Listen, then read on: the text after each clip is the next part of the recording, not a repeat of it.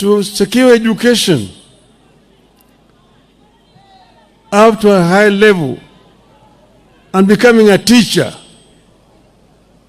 One of those she taught there in central Kenya was a member of parliament with us, Mutembei Kiriri. Mutembei Kiriri used to tell us how Phoebe used to teach them how to dress properly in those years. She then became the first African woman to become a leader of maendeleo ya wanawake against white women. And when independence came, she was working with the prison department. Jaramogi, as Minister for Home Affairs, was in charge of prisons, made her a superintendent of prisons, became a senior superintendent of prisons.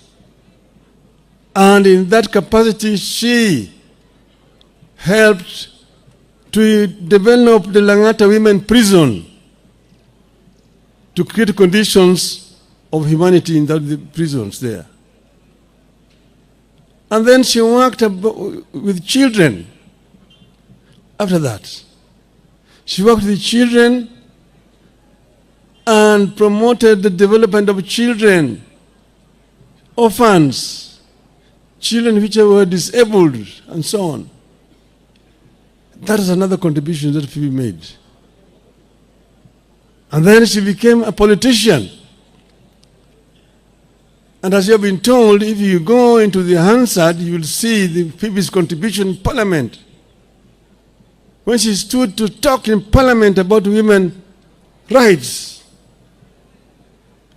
you would sit down and just listen and cheer her. She was very passionate about women's rights.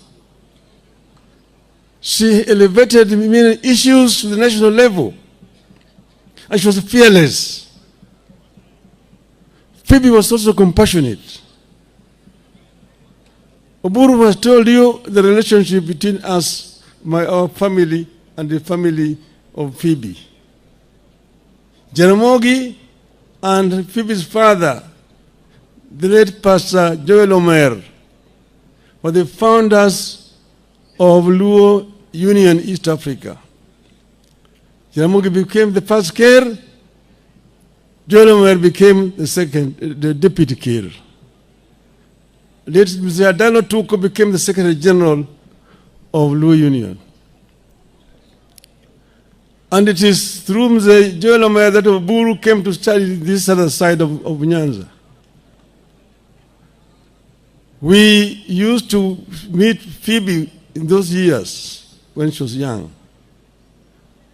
And therefore, Phoebe is like my elder sister. Here in this family, all her other brothers, some of them late, most of them late, and sisters. We are family with the Omers. But Phoebe has also several connections here. Her grandmother came from another clan of Karachuonyo. She herself lived in another clan of Karachuonyo. Then she's married to another clan of Karachuonyo.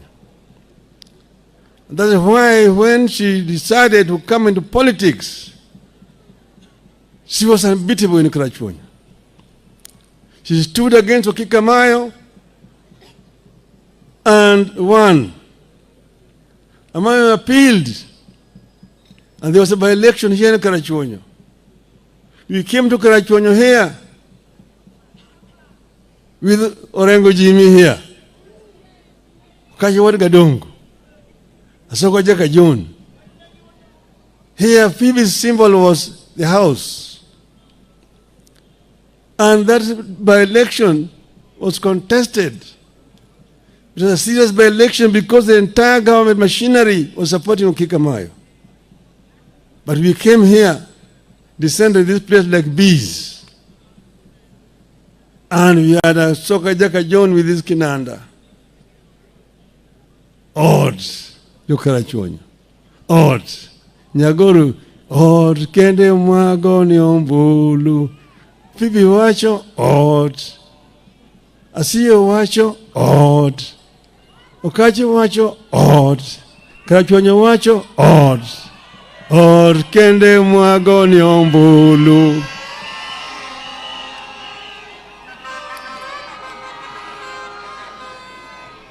She was re-elected resoundingly.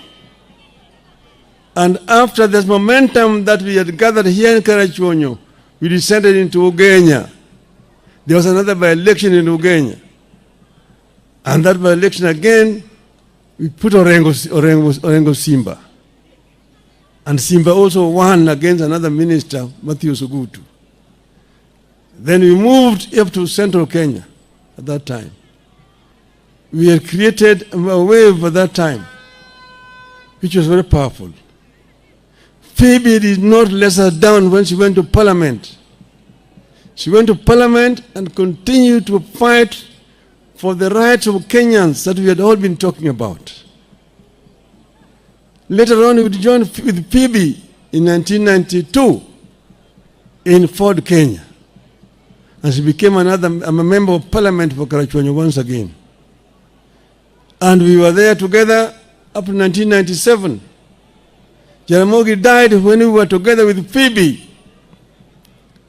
And Phoebe was one of the people who actually held my hand at that time and asked me to forget what had happened and to move on. She was one of the people who consoled me at that very difficult time. So that's why I'm so happy today that the government of President Ruto has accepted to give Phoebe this kind of burial that she richly deserves. As a hero.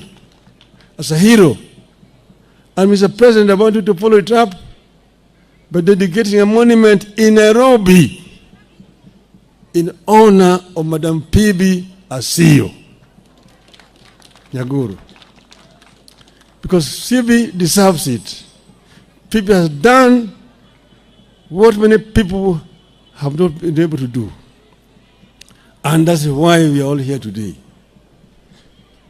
I want to say now, we are here as Kenyans today. We know where we are coming from. We were in a very serious situation sometime last year. Everybody knows where we were.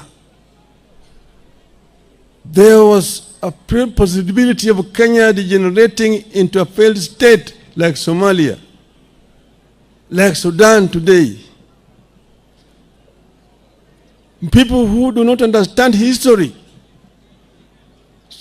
talk very easily. But ask them, tell them, what happened in Libya? What happened in Egypt after the Arab Spring? What happened? Where was it a risk where a crowd not able to move in and take the government and form a government? Where do you have a military regime in Egypt today after the Arab Spring? Even Tunisia. People do not really understand. That's why they make it very simple. And it's very easy for them to write articles in newspapers. I read them and I just laugh.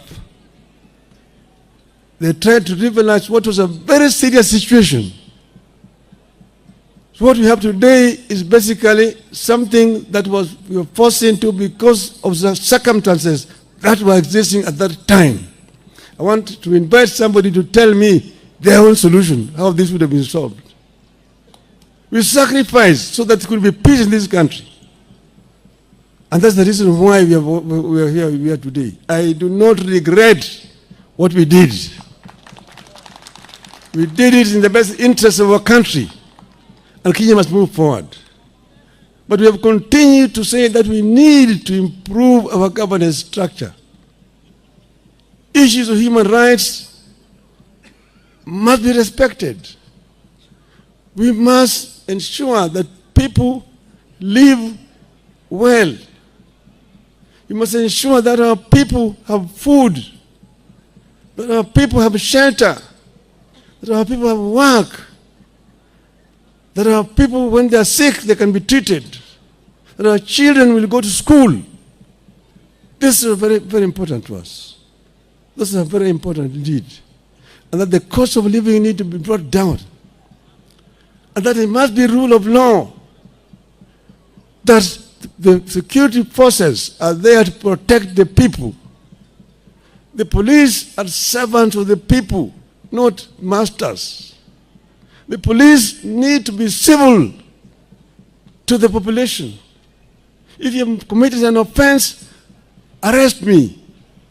Take me to prison, take me to court, and let the court find me guilty and imprison me. But do not use your own weapon to assassinate me. Don't shoot me. Don't shoot to kill.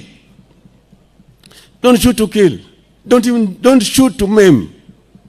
Arrest and charge in a court of law. That's what is called rule of law. And we have sat together and reviewed the MOU that we signed last year, this year. And we have now put together a framework to ensure that the MOU is implemented to the letter. This is going to happen. Those who have been maimed, those who have been injured, those who have been in hospital, and those who have died, the families of those who have died will be compensated. And we said we go back to just not 2024, 2023, 22, we go back to 2017. From 2017 up to today, all those people who have been maimed, have been killed and so on, the families are going to be compensated. And we have got to put in place a framework for that to happen. Secondly, we have also a structure of how to ensure that the MOU itself is implemented to the full. And that's why next week we are going to have a joint parliamentary group meeting to ensure that our members of parliament implement what we need, put up structures in place so that we can be able to implement what we've agreed on. This is going to happen. So I just want to say, the naysayers, give us space, give us room, and judge us in 2027. And we've said this is going to remain in place up to 2027.